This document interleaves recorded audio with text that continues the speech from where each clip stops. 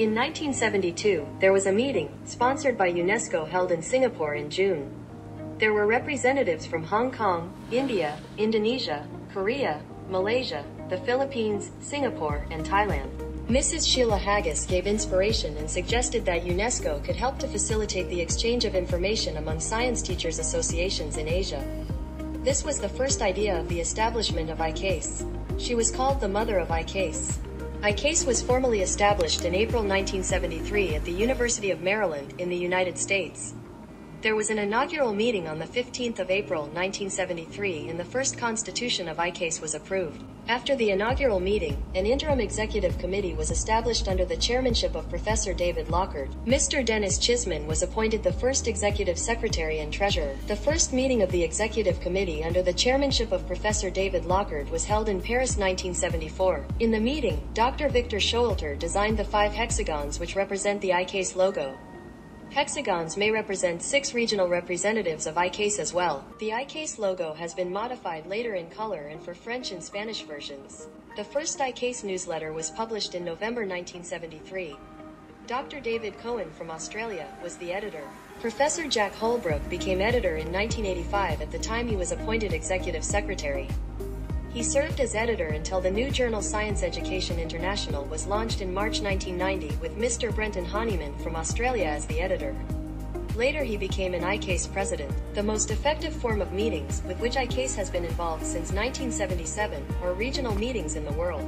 The meetings have been held in Asian region on average at 2 yearly intervals, in India, the Philippines, Singapore, Hong Kong, Malaysia, Brunei, China, Sri Lanka, Pakistan, and Thailand. ICASE conference in Argentina was also actively organized in Latin America region.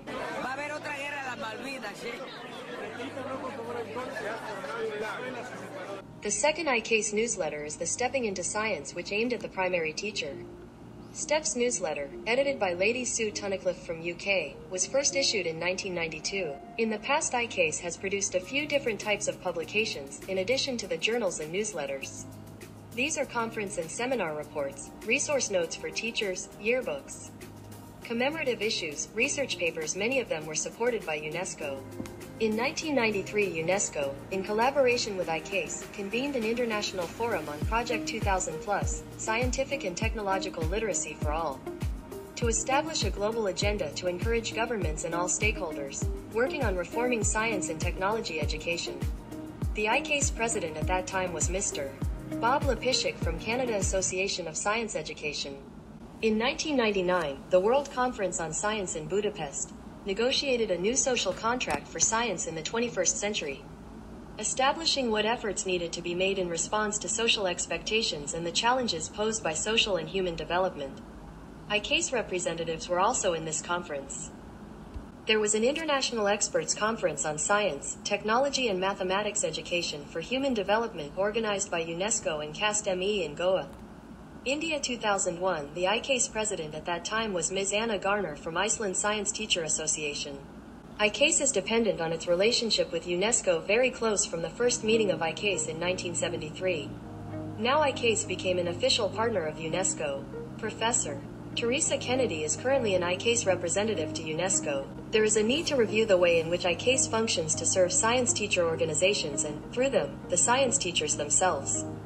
This functioning can take place through ICASE Science and Technology Education Centers on a regional or sub-regional basis. Initially, the centers will be established in Thailand, China, Ireland and India, with each involving a member of the Standing Committee.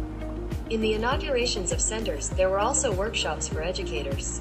There was another project in collaboration with ICASE supported by ICI called Technoscience. There was a Technoscience teacher training workshop held in Mumbai, India in 2001.